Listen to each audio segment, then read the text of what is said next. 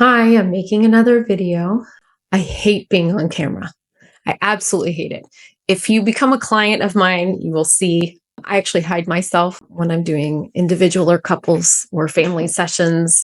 The only time I see myself is when I run groups because I have to make sure that I'm on camera. But I'm very uncomfortable making these videos and I try to be extra human. But I like people to know the person behind the social media post so that you see who I am.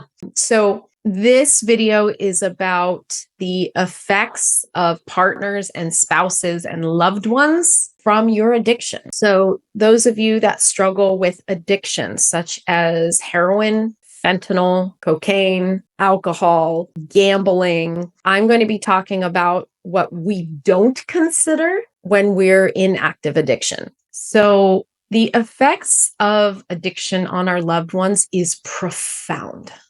And the hardest part is coming to an understanding of that after you get clear in your mind. So, a lot of individuals who either begin to engage in some form of recovery or get some time in which they're abstaining from their drug or alcohol or pattern, they start to develop more emotional regulation skills and they start to develop an understanding of how to listen to their loved ones, such as spouses, siblings, best friends, partners, and they start to hear stories about what in fact they've done when they were in active addiction.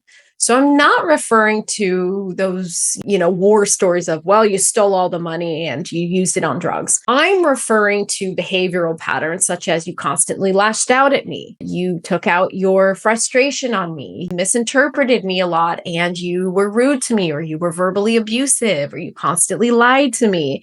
And now you want me to just be loving and supportive and take your word for everything. This is a very long process to develop trust again with our loved ones after lying for so long. Living in addiction is a very challenging experience for the addict mind because the addict's brain is hijacked. So they're not actually really fully coherent of the psychological and emotional effects that their choices and actions are having on their loved ones. And my work focuses on working on developing an understanding and insight with my clients who struggle with addiction so that they can humble themselves and learn how to take accountability and also learn how to really make amends, what that actually means emotionally with the people they love, so that they don't continue to sabotage the relationships in which they really want to maintain.